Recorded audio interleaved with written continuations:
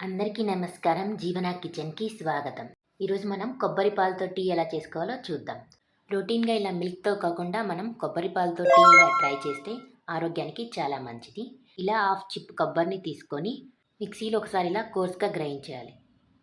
ఇలా గ్రైండ్ చేసినప్పుడు మళ్ళీ కొంచెం ఒక హాఫ్ టీ గ్లాస్ వాటర్‌ని మిక్స్ చేసి దీన్ని మళ్ళీ తిప్పాలి.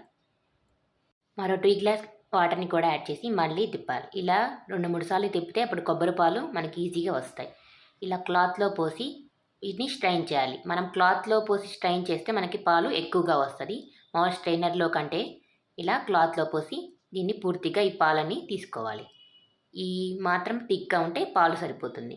ఇప్పుడు ఒక గిన్నెని పెట్టి ఆ గిన్నెలో 2 గ్లాసుల నీళ్లు పోసి అందులో ఇలా బాయిల్ అయ్యేటప్పుడు అల్లం తురుముని ఇందులో యాడ్ చేయాలి. స్పైసెస్ అనేది మన ఆప్షన్ అనమాట. ఇందులో అయితే నేను అల్లం టీలా చేస్తున్నాను. 1 ½ స్పూన్ టీ పొడిని వేయాలి. ఈ డికాషన్ ఇలా బాయిల్ అయిన తర్వాత అందులో 3 టీ స్పూన్స్ షుగర్ని యాడ్ చేయండి. మనం కొబ్బరి పాలని ఎక్కువగా హీట్ చేయం కాబట్టి ఈ డికాషన్ ఆఫ్ అయ్యేంత వరకు బాయిల్ చేయాలి.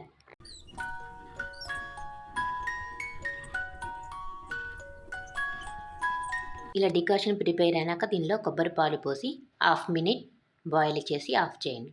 ఎక్కువసేపు దీన్ని బాయిల్ చేయాల్సిన అవసరం లేదు. ఈ coconut milk just half minute boil అయితే ఇలా గ్యాస్ ఆఫ్ చేయండి. ఇప్పుడు ఒక స్ట్రైనర్ తీసుకొని ఈ టీని వడపోద్దాం. ఈ టీ తాగడం వల్ల లాక్టోజన్ ప్రాబ్లమ్స్, బ్లోటింగ్ ప్రాబ్లం ఉన్న వాళ్ళకి చాలా మంచిది.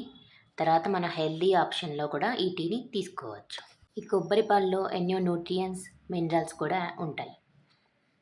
ఈ టీ ఫస్ట్ టైం తాగినప్పుడు మిల్క్ అంత టేస్టీగా ఉండకపోవచ్చు. దీన్ని వీక్లీ ట్వైస్ కానీ మనం అలవాటు చేసుకుంటే ఈ టీ తీసుకోవడం వల్ల బాడీ డీహైడ్రేట్ అవ్వకుండా ఉంటుంది. మరో మంచి వీడియోతో మళ్ళీ కలుసుకుందాం.